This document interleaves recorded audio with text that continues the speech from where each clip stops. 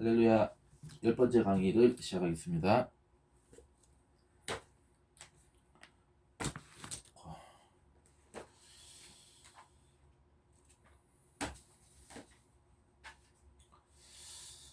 자, 55페이지입니다.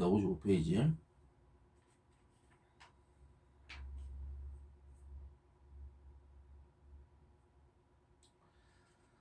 자, 우리가 지금 이제 표제로 이제 하고 있는데, 표제가 이제 첫 번째 표제 유형인 이 저자나 스님을 가리키는 표제에서 이제 다윗, 그다음에 아삽 하고 이제 아삽 이제 마무리가 안 됐죠. 그래서 여기 이제 그 55페이지에 두 번째 단락입니다. 이건 두 번째 단락하고 이제 고라자손의 표제로 넘어가도록 하겠습니다. 굴더는 아삽의 시편들이 주전 8세기 후반에 이 베델에서 열린 이 신년 축제에서 사용한 이 전례문의 일부이며, 현재 출애굽기에서 민수기까지의 이 책의 훨씬 발전된 형태로 수록된 전승의 가장 초기 형태를 담고 있다고 주장을 하였다. 그는 특별히 이 시편들, 이 책들에 나온 이 자료, 엘로히스틱 메추리얼이라고 이제 그래서 이 자료라고 이렇게 관련시킨다.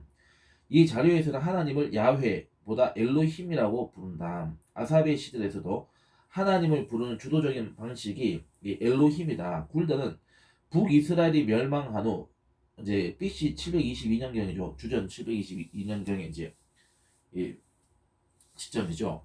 이 멸망한 후에 이 시편들이 예루살렘으로 옮겨졌다고 주장한다. 이 굴더의 주장의 가장 큰 강점은, 그러니까 이제 이 해석을 그러나 나름대로 이제 타당성이 있다고 보는 거죠. 저자는 이 강점은 아삽의 시편들과 출애굽기에서 민수기에 이르는 책들에 나오는 이 자료 사이의 유사성이다. 그러니까 연결점이 있다는 것을 이제 굴더라고 하는 학자가 이제 설명을 해냈다, 이렇게 이제 설명을 하는 것 같아요. 그래서 굴더는 이 두 자료가 나온 위치와 기원과 후대 역사를 일치시키기 위해 깊이 생각하고 거듭 숙고를 했다. 그러나 그가 시편 78편에 나온 이 반북이스라엘 오조와 시편 79편에 나온 예루살렘 멸망에 대한 언급을 후대 편집을 통해 추가된 결과로 너무 간단하게 설명한 것은 그의 주장을 뒷받침하는데 별 도움이 되지 않고 있다. 그러니까 이 자료라고 하는 것은 이제 모음집을 얘기하는 거죠. 그래서 이제 엘로힘, 에일이라고 하는 표현으로 이제 그래서 이제 엘로힘이라고 하는 것. 그래서 이제 아삽의 시편들이 주전 8세기 후반에 베델에서 열린 이 신년 축제, 이 베델이라고 하는 것은 이제 그 북이스라엘의 도시죠. 그래서 베델에서 열린 신년 축제에서 사용한 전례문의 일부이고, 현재 출애굽기에서 민수기까지 이 책의 훨씬 발전된 형태로 수록된 전승의 가장 초기 형태를 담고 있다, 이렇게 얘기했죠. 그러니까 아삽의 시편들의 이제 가장 오래된 형태, 그러니까 아삽의 시의 오래된 형태 내지는 아삽의 시에 반영되었을 하나의 참고 자료가 이 엘로히스틱 이 메추리얼 이 자료에 포함되어 있다라고 하는 것. 그래서 실제로 이것이 연결될 가능성을 시사하고 있는 부분을 이제 확인을 할 수가 있다. 그렇지만은 이것에 너무 이렇게 의미를 과도하게 부여하거나 너무 이제 이걸 가지고 해석을 해버리면은 이제 그 좀 문제가 있을 것이다. 그래서 여기는 이제 야훼라는 그런 이제 그 이 칭호보다는 이제 엘로힘이라고 하는 명칭을 더 많이 사용을 하고 있다. 이렇게 이제 그래서 이러한 이런 루트가 있다는 정도로만 이해를 하시면 될 것 같아요. 그래가지고 이제 이런 경우 이제 아사베 시에서는 이제 지금까지 공부했던 이 내용들하고 또 거기에서 이제 덧붙여가지고 그럼 실질적으로 아사베 시가 그럼 어디에 그러면 이제 출전을 두고 있느냐라고 하는 것은 이제 굴더의 견해에서도 발견할 수가 있다. 뭐 이렇게 정리하시면 될 것 같아요. 됐죠? 또 뭐 설명할 거 있어요?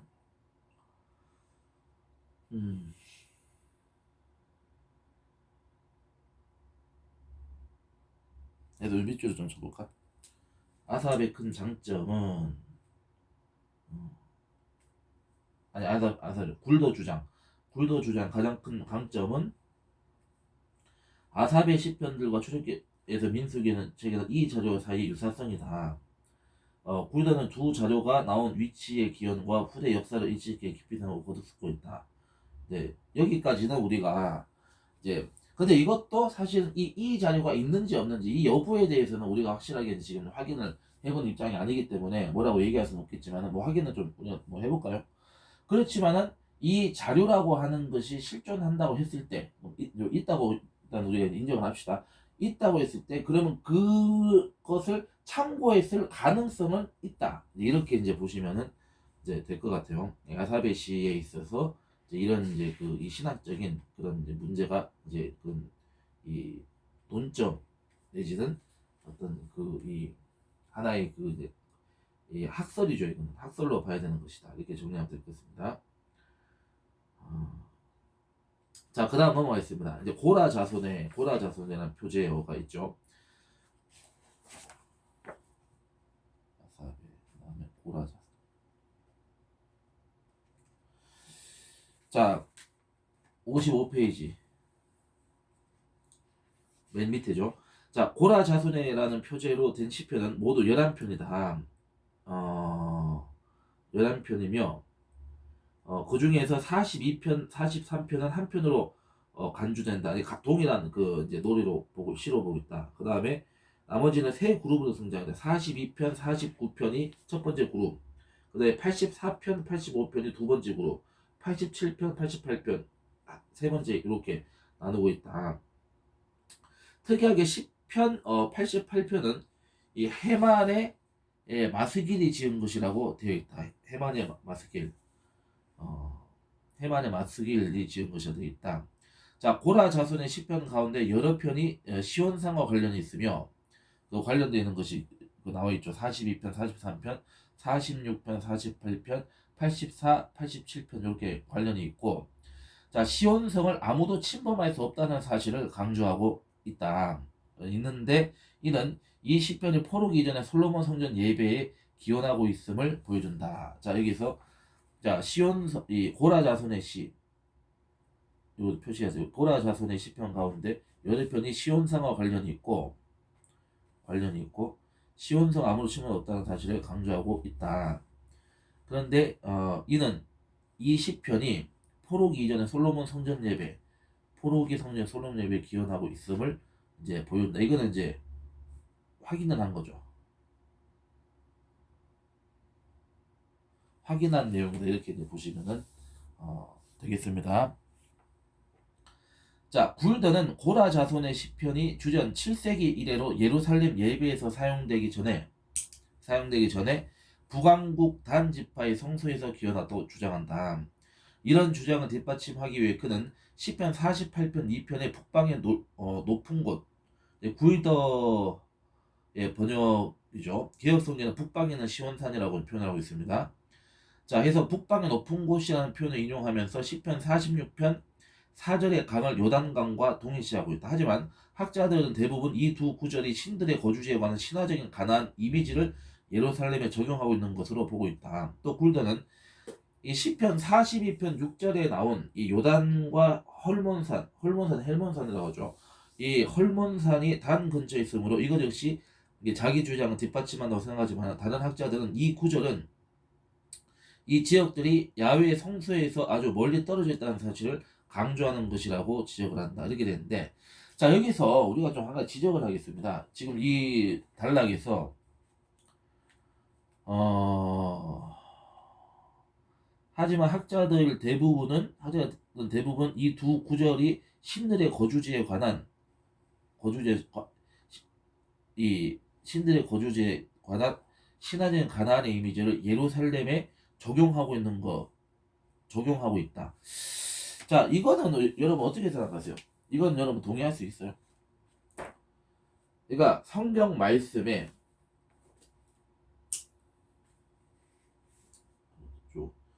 하지만 학자들은 대부분 이 두 구절이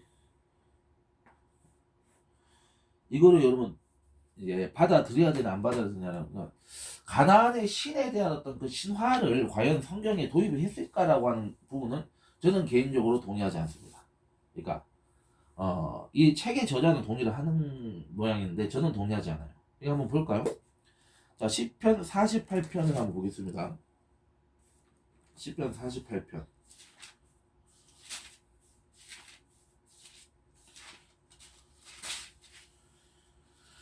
자, 48편을 한번 쭉 제가 읽어보겠습니다. 야훼는 위대하시니 우리 하나님의 성 거룩한 산에서 극진히 찬양 받으시리로다. 터가 높고 아름다워 온 세계가 즐거워하며 큰 왕의 성 곧 북방에 있는 시온산이 그러하도다. 하나님이 그 여러 궁중에서 자기를 요새로 알리셨도다. 왕들이 모여서 함께 지나갔으며 그들이 보고 놀라고 두려워 빨리 지나갔도다. 거기서 떨림이 그들을 사로잡으니 이 고통이 해산하는 여인의 고통 같도다. 주께서 동풍으로 다시스의 배를 깨뜨리시도다. 우리가 들은 대로 만군의 야훼의 성 우리 하나님의 성에서 보았나니 하나님이 이를 영원히 견고하게 하시리로다. 하나님이여 우리가 주의 전 가운데에서 주의 인자하심을 생각하였나이다. 하나님이여 주의 이름과 같이 찬송도 땅끝까지 미쳤으며 주의 오른손에는 정의가 충만하였나이다. 주의 심판으로 말미암아 시온산은 기뻐하고 유다의 딸들은 즐거워할지어다. 너희는 시온을 돌면서 그곳을 둘러보고 그 망대들을 세어보라. 그의 성벽을 자세히 보고 그의 궁전을 살펴서 후대에 전하라. 이 하나님은 영원히 우리 하나님이시니 그가 우리를 죽을 때까지 인도하시리로다. 자, 두 가지를 한번 지적을 했어요. 첫 번째, 자, 그럼 이 상황을 지금 이 고라 자손의 이제 시라고 불려진 이 시를 쓴 시인의 입장에서 지금 이 노래하고 있고 언급되는 시온산이라고 하는 이것은 우리가 영적으로 환상으로 해석해야 되지 않을까요? 왜냐하면 우리가 실제로 이 고라 아삽 자손들 같은 경우는 실제로 이제 많은 이 찬양을 인도했다. 근데 신령한 노래를 불렀다. 아삽의 이 자손들은 이 제사장으로서 찬양대의 연주자이자 찬양대 리더로서 우리가 지난 시간에 공부했던 부분이죠. 그러니까 신령한 노래를 불렀다라고 시편에 성경에 말씀하고 있어요. 자, 여기서 만약 신령한 노래라는 거 뭘로 지금 우리가 이 설명이 되어 있죠. 각주에 성경의 각주라는 거 실제로 근거가 있어서 확인을 했다는 얘기죠. 그럼 뭐예요 지금? 예언을 얘기하고 있죠. 그러면 성령 충만해서 예언을 얘기했다. 그러면 우리가 이 고라 자손의 시 역시 저는 그렇게 봅니다.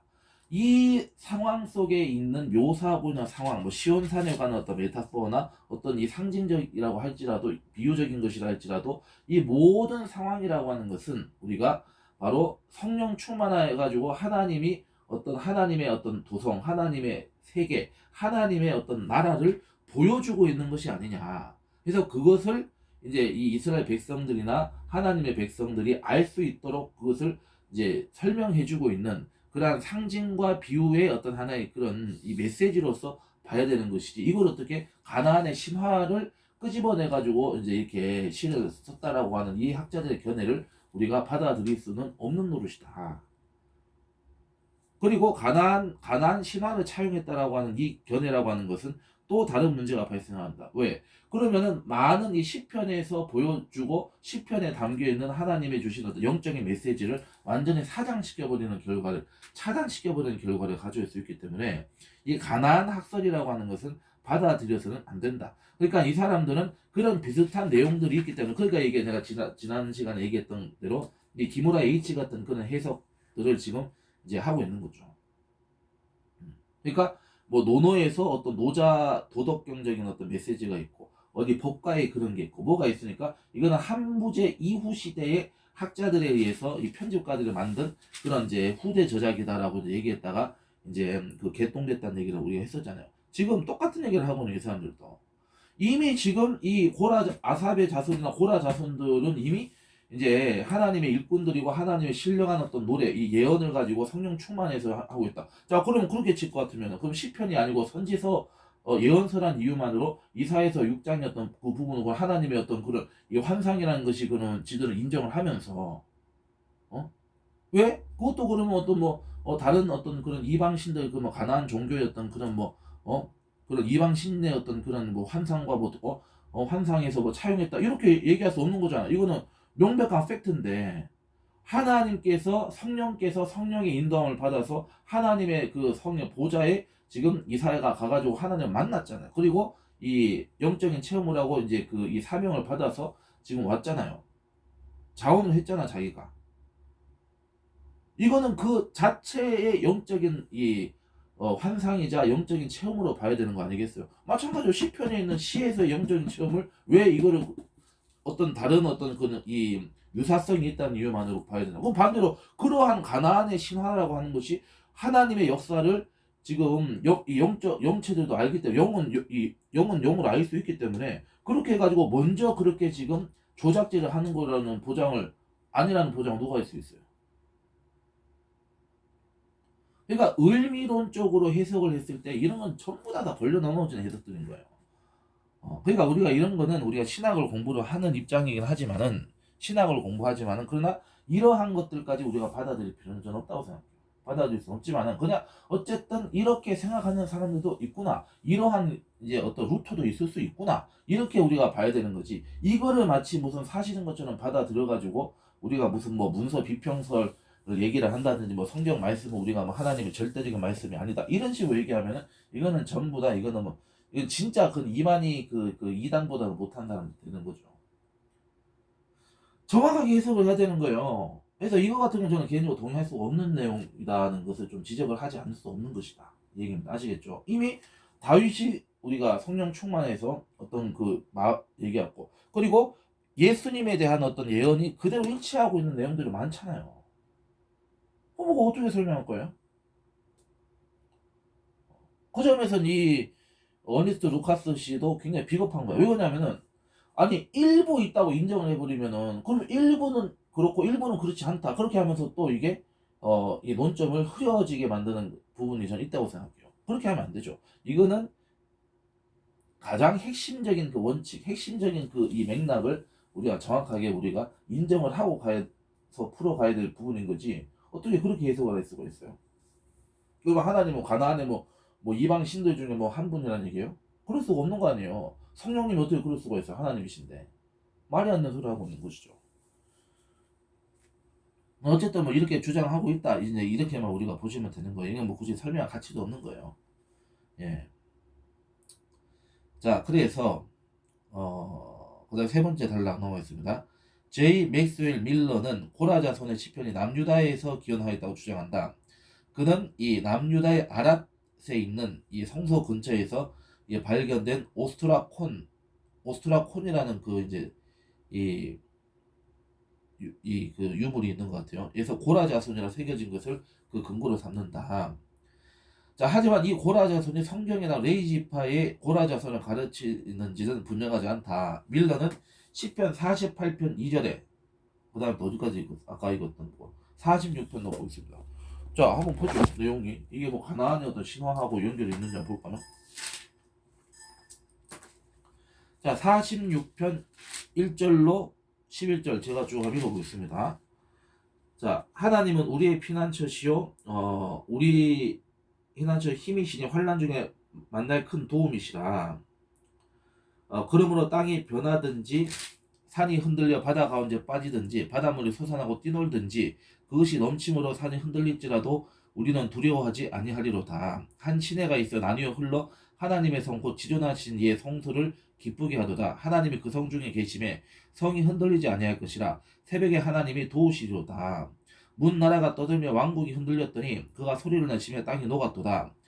만군의 야훼께서 우리와 함께 하시니 야곱의 하나님은 우리의 피난처시로다. 와서 하나님의 행적을 볼지어다. 그가 땅을 황무지로 만드셨도다. 그가 땅끝까지 전쟁을 쉬게 하시며 활을 꽂고 창을 끊으며 수레를 불사르시는도다. 이러시기를 너희는 가만히 있어 내가 하나님 됨을 알지어다. 내가 문 나라 중에서 높임을 받으리라. 내가 세계 중에서 높임을 받으리라 하시도다. 만군의 야훼께서 우리와 함께 하시니 야곱의 하나님은 우리의 피난처시로다. 자, 여기서 보면은 자 5절에 보면은 하나님이 그 성 중에 계심에 성이 흔들리지 아니할 것이라. 자, 이 성이 뭘 얘기하는, 어디를 얘기하는 거예요? 이 성은 뭐 도시를 얘기하는 것 같아. 그럼 이 도성은 도대체 어디를 얘기하는 거예요? 여러분 제 강의 들었으면 아실 거예요. 딱 보면 이거는 새 예루살렘을 얘기하는 거잖아요.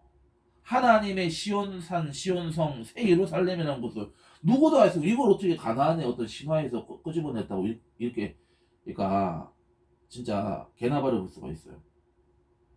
아니 이거는 이 메시지, 이 의미 자체를 가지고 이 맥락을 가지고 우리가 한번 논박을 해보자 이거야. 자, 그 다음에 이게 연결이 되잖아요. 자, 흔들리지 않는다. 이 흔들린다는 메시지는 어디하고 연결되어 있어요? 히브리서에 연결이 되어 있잖아요. 자, 히브리서 12장 가봅시다. 자, 여기 어떤 성이 나오고 있죠. 자, 보겠습니다. 여기도 어떤 성이 나오고 있어. 자, 내가 강의를 하면서 내가 자꾸 이런 이상한 내용들을 보면은 마치 내가 이거 동의하는 것처럼 있어. 내가 참 불편할 때가 한두 번이 아니에요. 자, 봅시다. 자, 12장. 자, 12장 22절 봅시다. 그러나 너희가 이룬 곳은 시온산과, 시온 나오고 있죠. 시온산과 살아계신 하나님의 도성인 어디? 하늘의 예루살렘과 천만 천사와 하늘에 기록된 장자들의 모임과 교회와 만민의 심판자이신 하나님과 및 온전하게는 의인의 영들과 새 언약의 중보자이신 예수와 및 아벨의 피보다 더 나은 것을 말하는 뿌린 피니라 이렇게 있고, 자, 그 다음에 너희는 삼가 말씀하신 일을 거역하지 말라. 땅에서 경고하신 일을 거역한 그들이 피하지 못하였거든. 자, 땅에서 경고하신 일, 하나님께 경고했는데 그거를 이제 그 회개하지 않고 제 멋대로 살거나 하나님을 대적하는 사람들이 하나님의 심판을 피하지 못했다. 그 심판의 내용이 지금 여기 46절에 나오네. 자, 뭐라고 했어요? 자, 8절에 와서 야훼의 행적을 볼지어다. 그가 땅을 황무지로 만드셨다. 그 다음에 그 땅 끝까지 전쟁을 시게 하시며 활을 꽂고 창을 끊으며 소리를 불사르신다. 이렇게 얘기하고 있잖아요. 지금 연결되어 있죠. 같은 얘기입니다. 지금 이게 시편 46편하고 히브리서 12장은 동일한 메시지, 동일한 상황, 동일한 지금 얘기를 하고 있다. 같은 얘기인 거예요. 이게 지금 전혀 다른 얘기가 아닙니다. 지금 이거 확인하고 있잖아요. 이거 어떻게 가나안의 신화를 차용했다는 이따위의 소리를 할 수 있어? 이거는 미친놈들이지, 미친놈들. 또 봅시다. 자, 흔들리는 의미가 여기서 이 답이 나와 있죠. 자, 그때는 그 소리가 땅을 진동하였거든요. 이제는 약속하여 이르시되 내가 또 한 번 땅만 아니라 하늘도 진동하리라 하셨느니라. 이 또 한 번이라 하시면 진동하지 아니하는 것을 영존하게 하기 위하여 진동한 것도 곧 만드신 것이 변동된 것을 나타내십니다. 지금 이제 심판을 얘기하죠. 자, 그러므로 우리가 흔들리지 않는 나라를 받았은즉 은혜를 받자. 이로 말미암아 경건함과 두려움으로 하나님을 기쁘시게 섬길지니 우리 하나님은 소멸하는 분이시구나. 자, 여기 지금 히브리서 12장에 지금 어떤 이 궁금증이 지금 이 시편 46편에서 찾을 수 있고 시편 47편에서 궁금한 거는 지금 히브리서 12장에서 찾을 수 있잖아요. 전혀 상관없는 거예요. 어떻게 이렇게 해석할 수 있어요? 하나님이 히브리서 저자에게 이러한 하나님의 어떤 심판, 하나님의 구원, 하나님의 도성, 하나님의 구원받은 백성들의 어떤 그런 이 모습을 지금 이렇게 보여주고 있는데 이게 이렇게 시편하고 연결이 되는데 어떻게 이것을 그렇게 해석할 수 있냐 이 말이야. 성경에 이 성경 말씀이 증거가 돼가지고 이렇게 지금 논박인데 그럼 여기서 가나안 신화를 받아들인다고 인정하는 말씀이 어디 있어요? 성경에 구약에 있어요? 신약에 있어요? 어디 있어요? 말도 안 되는 소리 하고 있는 거 아니나 이거지. 그래서 이런 거는 우리가 일단은 좀 받아들이면 안 된다 이 얘기입니다. 그래서 이 북방이라고 하는 것은 북방도 그러면 뭐 이거 근거가 어디 있냐? 북방이라고 하는 것은 그러면 어디 언급되어 있냐? 한번 찾아봅시다. 자, 이사야서 한번 가볼까요? 자, 이사야서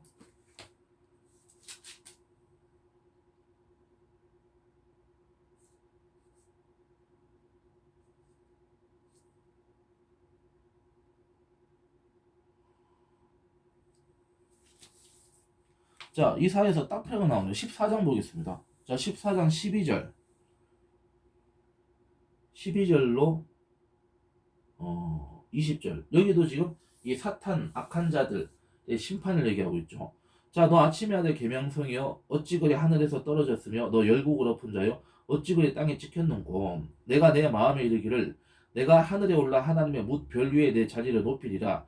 내가 북극지폐의 산 위에 여기 북극지폐 나오죠. 북극지폐가 뭐예요? 이게 하나님의 어떤 그 보좌가 있고 시온산이 있는 그 북극을 얘기하는 거죠. 이게 지금 무슨 어디 뭐 이스라엘 땅이 어디 이런 식으로 해석을 하니까 이게 문제가 되는 거예요 지금. 이게 북극 지폐 산 위에 앉으리라. 가장 높은 구름에 올라가 지극히 높은 이와 같아지리라 한도다. 그러나 이제 내가 수월고 계명성이 사탄에게 얘기하는 거죠. 내가 수월고 구덩이의 맨 밑에 떨어짐을 당하리로다. 너를 보는 이가 주목하여 너를 자세히 살펴보며 말하기를 이게 나오죠. 이 사람이 땅을 진동시키며 열국을 놀라게 하며 세계를 황무하게 하며 성읍을 파괴하며 그에게 사로잡힌 자들은 집으로 놓아 보내지 아니하던 자가 아니냐 하리로다.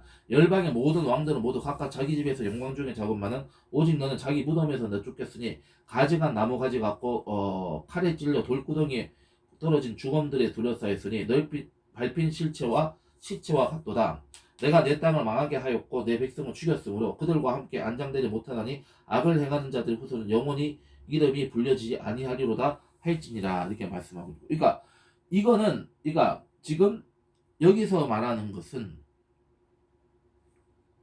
이 사탄도 하나님처럼 가장한 하나님과 비기려고 하나님으로 가장해가지고 하나님과는 심판 비슷한 거를 지금 이렇게 행하고 있다. 그렇지만 그것은 이미 그거는 넌 네 스스로 너를 정죄한 거다. 이렇게 지금 하나님 말씀하고 있는 거예요. 너는 하나님인 것처럼 그렇게 거짓으로 그게 나를 흉내냈지만 그러나 너는 그것 자체가 네 자신은 네 스스로 너를 정죄한 것밖에 안 된다. 그러니까 세상 나라들은 다 하나님 앞에 세상 군왕들은 다 하나님 앞에 회개하고 하나님을 믿고 하나님 말씀에 순종하면은 그들은 다 구원 받을 거죠. 그 실제로 우리가 생각했던 것 이상해서 우리가 그 인류사적으로 어떤 그 이 권세자들이 천국에 생각보다 많은 사람들이 가 있을 수 있어요. 그 말씀들이 있잖아요. 야, 저 사람이 천국 갈 수 있을까? 예를 들어서 뭐 고레스 왕이라든지 뭐 아수에로 같은 사람들, 그 다음에 그 누부갓네살 같은 사람들은 모르겠어요. 뭐 그건 뭐 신학적으로 여러 가지 난제이긴 하지만은 하나님 믿으면 죽겠다면 구원 받았겠죠.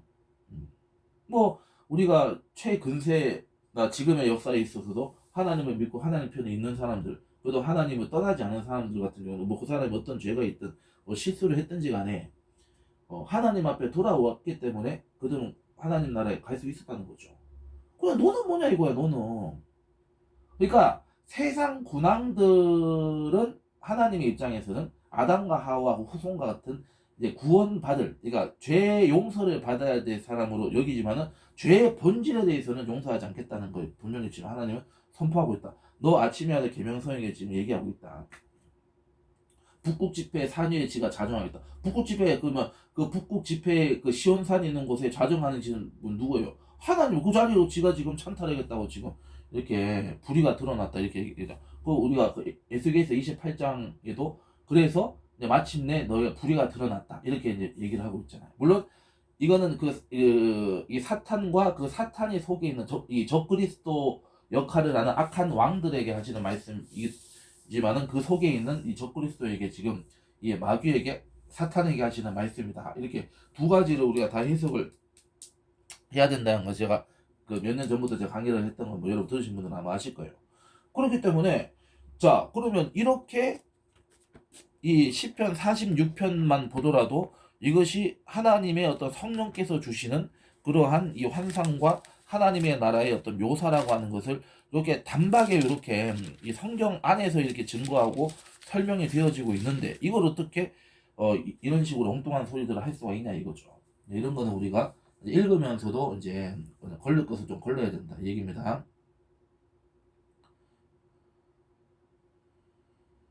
그래서 이 신들의 거주지에 관한 신화적인 가나안 이미지를 예루살렘에 적용한다. 이거는 잘못된 거다. 이거는 틀렸다. 사실과 다르다. 이렇게 이제 표시를 해가지고 이제 좀 거리를 둬야 될 부분이죠. 자, 그 다음에 이제 본론으로 돌아와서 어쨌든 이제 밀러 얘기를 하고 있는데 48편 2절에 시온산이 북방에 있다는 진술을 거론하며 자기 주장을 뒷받침하고 있다. 하지만 앞서 언급한 대로 대부분 학자 이 표현을 신화적인 묘사로 볼 뿐 문자적이고 지리적 묘사로 보지 않는다. 신화라고 하는 건 틀린 겁니다. 신화. 근데 문자적 이게 지리적인 묘사 이것도 틀린 거예요. 그러니까 문자를 통해서 하나님의 이 성령의 이 환상에 근거하고 있다. 이렇게 이제 해석을 이제 영적으로 우리가 해석을 해야 된다 이렇게 얘기를 하는 거죠. 자, 그 다음에 이제 보겠습니다. 자, 마지막 단락. 고라 자손의 시편 가운데 상당수가 시온산을 강조한 것은 그 기원이 예루살렘임을 암시한다.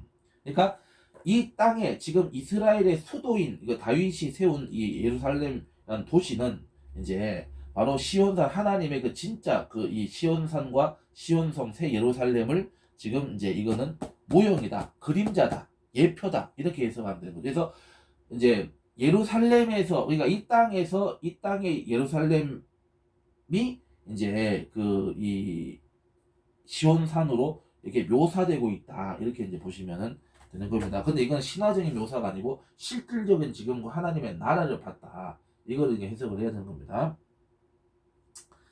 자, 그 다음에 역대상 26장 1절에서 고라 자손은 성전의 문지기로 등장을 한다. 역대하 20장 19절에서는 여호사밧이 통치할 때 이 성전에서 노래하는 자들로 나오고 있다 이렇게 됐죠. 한번 확인해 보겠습니다. 자, 역대하를 가보겠습니다. 역대하.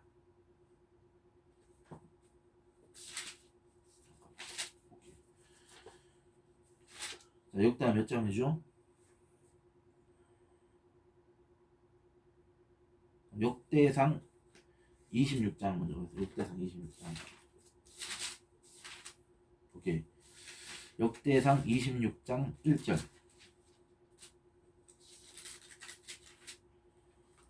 자, 26장 1절 제가 읽겠습니다.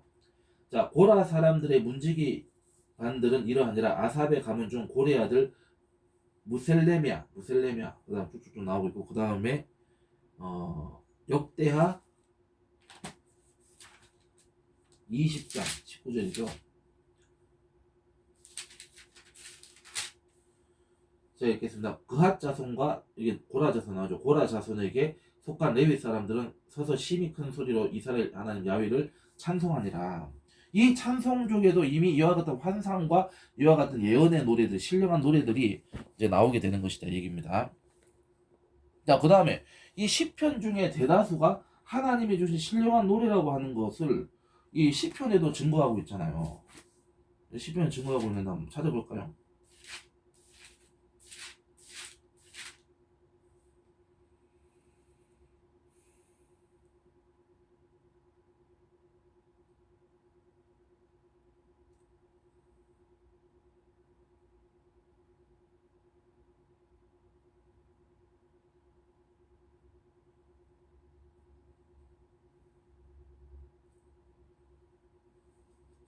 네, 시편에 어느 편인지 내가 기억을 못하는데 우리가 구약에 보면은 새 노래로 야훼를 찬양하라 이렇게 표현이 나오죠. 새 노래. 새 노래가 뭐냐? 새로운 노래다. 뉴 송이다. 이렇게 해석하지만은 새 노래라고 하는 것은 성령 충만해서 성령님의 임재 속에서 성령께서 주시는 찬양이 새 노래인 거예요. 인간의 찬양이 아니라 성령님의 찬양이 되는 거죠. 그 새 노래로 찬양을 하라라고 하는 그 이 말씀들이 이 시편에도 많이 있습니다. 자, 그럼 그 새 노래라는 것이 그러면 그 뭐 이방 어떤 그 종교의 어떤 그런 신화의 어떤 내용을 가지고 연결했다. 이에 들어갈 구멍이 없는 거예요. 이 여지가 전혀 없다. 이거는 확실하게 우리 오늘 이 강의에서 여러분들과 제가 이제 이러한 그 학설에 있어서는 우리가 좀 분명하게 좀 선을 그어야 될 필요가 있다. 이제 이 맥락에서 제가 말씀을 드린 겁니다. 자, 그래서 이제 고라 자손의 이제 표제도 공부를 했고, 자, 그 다음 넘어가겠습니다. 자, 그 다음에 여두둔의 법칙이 행했어요. 여두둔. 자, 이 여두둔이라는 이름은 역대기 수차례 그리고 느헤미야에서 한 번 이 다윗과 솔로몬 시대 공중 음악가 노래하는 자로 나온다. 이거는 그냥 뭐 여러분 찾아보시기 바랍니다. 그럼 넘어가겠습니다. 자, 노래하는 자로 나오며 그들의 후손들 역시 그 뒤를 이어 이 역할을 감당하고 있다. 따라서 시편 표제에 나오는 여두둔은 아삽이나 고라 자손에 대한 언급과 마찬가지로 노래하는 자들의 모임, 길드에 대한 언급일 수 있다. 하지만 시편 39편과 62편은 여두둔과 다윗 두 사람을 언급하고 있으며 또한 시편 77편도 여두둔과 아삽을 거론하고 있다. 더욱이 시편 62편과 77편에서는 이 전치사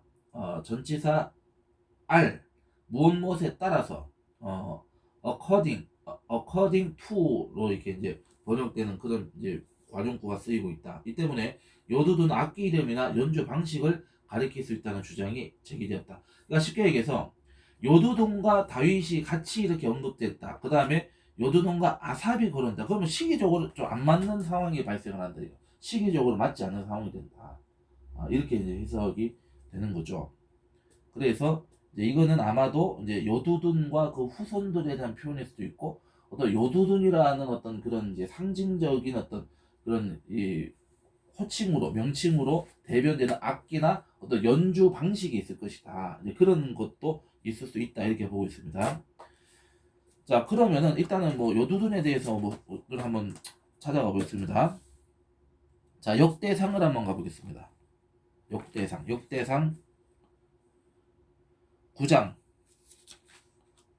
16절입니다. 16절.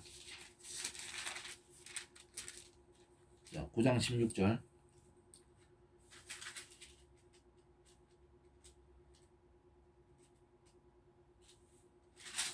자, 9장 16절. 자, 또 오바댜인이 그는 스마의 아들의 갈랄의 손자 요두둔의 증손이며, 또 베레게인이 그는 아사의 아들의 엘가나의 손자라 느도바 사람 마을에 거주하였다. 이렇게 이제 여기 언급이 되고 있고, 역대하 5장을 가보겠습니다. 역대하 5장 12절. 5장 12절.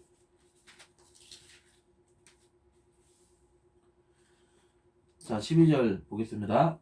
노래하는 레위 사람 아삽과 헤만과 여두둔, 여기 나오고 있죠. 그의 아들들과 형제들이여 다 세마포를 입고 제단 동쪽에 서서 재금과 비퍼와 수금을 잡고 또 나팔 부는 제사장 120명이 함께 서 있다가 나오고 있죠. 자, 그 다음에 느헤미야서에도 나오고 있다. 근데 느헤미야서 같은 경우는 너무 이게 뒷사람이죠. 그러니까 이런 경우는 어떻게 봐야 될 것이냐. 물론 이제 느헤미야 시대에 여두둔이라는 인물이 이제 언급돼야 될 상황에서 이제 언급된 것 같기는 합니다. 그러니까 뭐 이거는 시기적으로 뭐 차이가 있다고 보기는 좀 그렇습니다만은 11장 17절 여기 오케이 읽어보겠습니다. 또 아삽의 증손 삽디의 손자 미가의 아들 마따냐이니 그는 기도할 때에 감사하다는 말씀을 인도하는 자가 되었고, 형제 중에 박부갸 이름이 사람 이름입니다. 박부갸가 버금이 되었으며, 또 여두둔의 증손 갈랄의 손자 삼무아의 아들 압단이 거룩한 성의 레위 사람은 모두 284명이었느니. 그러니까 여두둔의 후손을 섬유하면서 이제 그 여두둔의 후손들이 이 찬양 그룹 안에 있었다. 이렇게 이제 해석을 하면 될 것 같아요. 그렇게 이제 맥락이 나와 있네요. 그죠?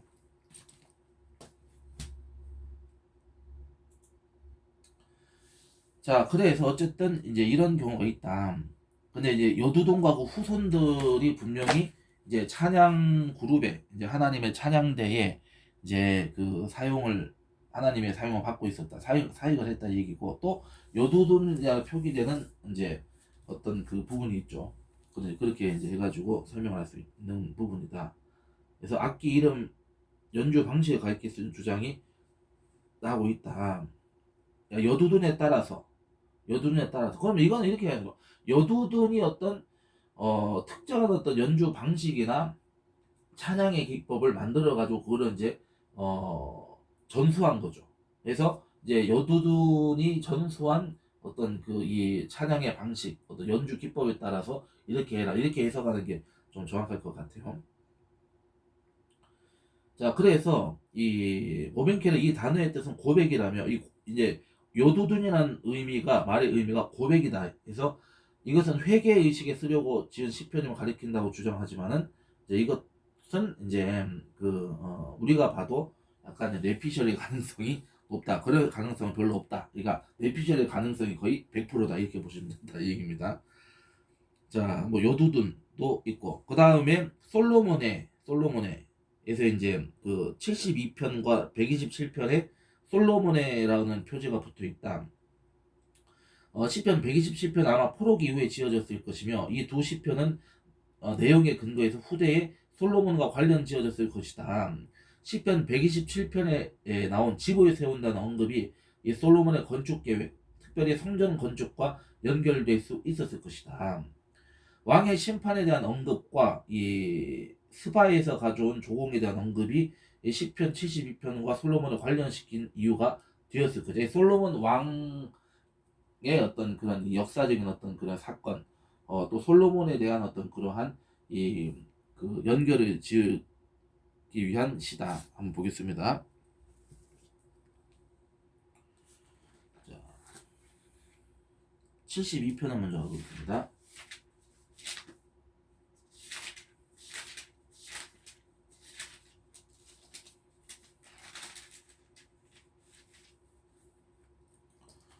많죠. 요약으로 할까요? 하나님이여 1절에 보시면 하나님이여 주의 판단력을 왕에게 주시고 주의 공의를 왕의 아들에게 주소서. 왕의 아들은 이제 다윗 왕의 아들을 얘기하는 거죠. 그가 주의 백성을 공의로 재판하며 그러니까 내용 자체가 그러니까 후대에 쓰여졌다는 것은 우리가 확인할 수 있죠. 그 다음에 7절에 보면 그의 날에 의인이 흥왕하여 평강의 풍성함이 달이 닿을 때까지 이르리로다. 그가 바다에서부터 바다까지와 강에서부터 땅끝까지 다스리리니 광야의 산에는 그 앞에 굽히며 그의 원수들은 티끌을 핫을 것이며 다시스와 섬의 왕들이 조공을 바치며 스바와 시바 왕들이 예물을 드리리로다. 모든 왕이 그 앞에 부복하며 모든 민족이 다 그를 섬기리로다. 그는 궁핍한 자가 부르짖을 때 건지며 도움이 없는 가난한 자도 건지며 그는 가난한 자와 궁핍한 자를 불쌍히 여기며 궁핍한 자의 생명을 구원하며 그들의 생명을 압박과 강포에서 구원하리니 그들의 피가 그의 눈앞에서 존귀의 여김을 받으리로다. 그들이 생존하여 스바의 금을 그에게 드리며 사람들이 그를 위하여 가장 기도하고 종이 찬송하리로다. 이렇게 얘기하는 거죠. 자, 근데 여기 이제 20절에 보면 이새의 아들 다윗의 기도가 끝나니라. 그러니까 다윗이 이제 그러니까 솔로몬과 그 이후에 이제 그 이 유다 왕국의 어떤 정통성을 강조하는 그런 맥락이 담겨 있다. 이렇게 해석할 수가 있겠죠. 자, 그다음 이제 127편을 가볼까요? 127편.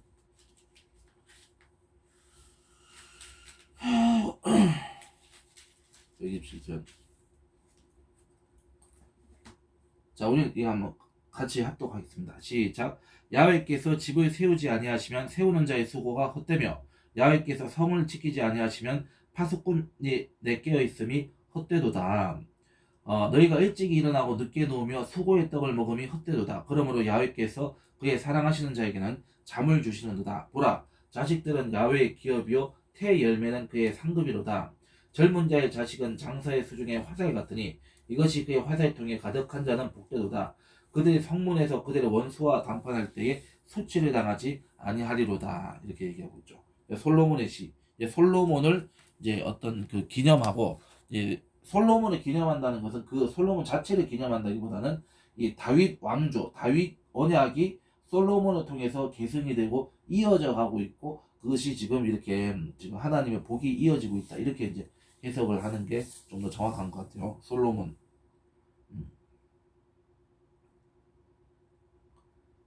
그래서 이제 여기서 아까 집을 세운다는 것은 이 솔로몬의 건축 계획, 특별히 성전 건축과 연결되어 수 있다. 그것도 이제 해석을 해야 되고 왕의 심판에 대한 언급이 있었고 스바에서 가진 조공에 대한 언급이 시편 72편과 솔로몬을 관련시킨 이유가 되었을 것이다. 자, 이 72편 같은 경우는 이 다윗의 기도로 되어 있습니다.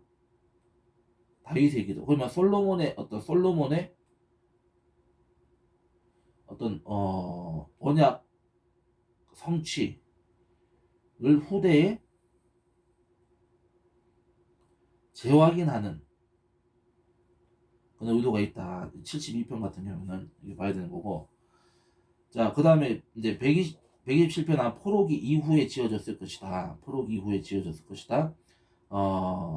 이후에 지어졌을 것이고, 이 내용의 이 도시편 내용에 근거해가지고 후대에 솔로몬과 관련지었을 것이다. 이렇게 이제 보는 게 이제 정확한 해석이다 이렇게 볼 수가 있겠죠. 자, 그 다음에 에스라 사람 에다네라고 하는 것도 나와 있습니다.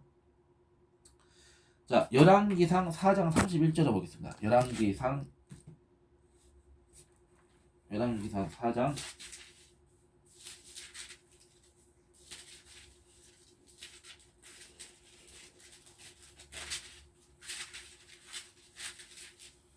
자, 31절에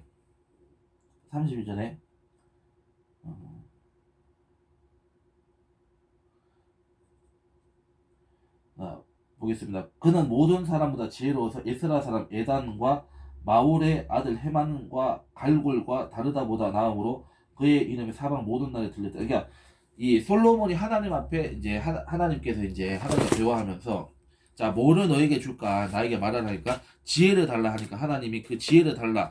그 솔로몬의 믿음, 그 지혜에 이제 겸손한 거죠. 누구나 처음에는 초기에는 다 이렇게 초심도 지키고 이게 사람이 순수한데 나중에 이제 맛이 가가지고 이방 여인을 받아들이는 거에 아울러서 이방 신에게 절하고 그래가지고 이제 하나님의 심판을 받긴 하지만 어쨌든 이제 지혜가 대단하다. 근데 여기에서 그 당대의 어떤 지혜로운 사람, 어떤 지혜의 교사, 어떤 지혜로운 어떤 그런 사회가 하는 사람들이 있는데 그 중에 한 사람이 에단이라고 하는 사람이다. 예스라 사람 에단.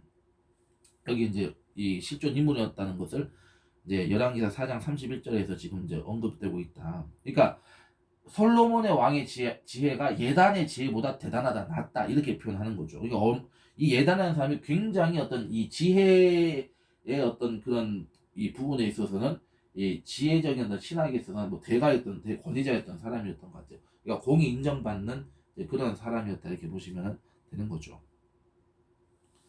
그래서 시편 89편의 표제에는 이 그래 다윗 시대 성전 음악가인 구시아의 들 에단과 동일시하고 있는 듯하다. 근데 이것도 약간 명확하지 않다. 또 다른 인물로도 나오고 있다 이렇게 얘기하고 있어요. 그러니까 이 잠깐만 말씀을 한번 찾아봅시다.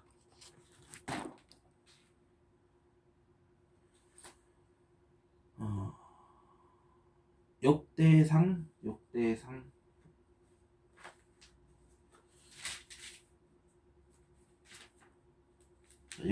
몇 장입니까? 15장 17절.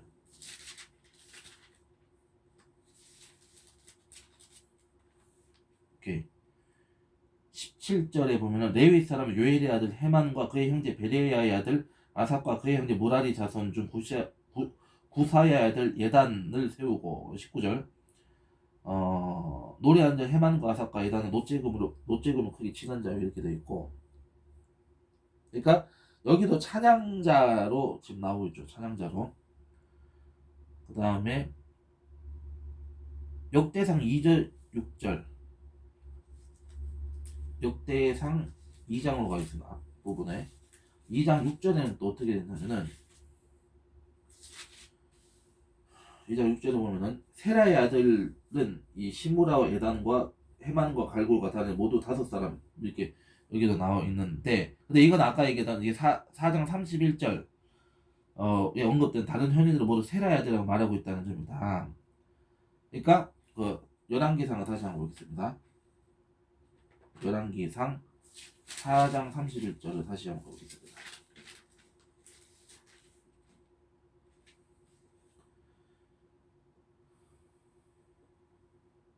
자, 예스라 사람 예단과 마올의 아들 헤만과 갈골과 다르다보다 이렇게 나오는데 이 사람들을 전부 다 지금 세라의 아들이라고 얘기했다. 세라의 아들.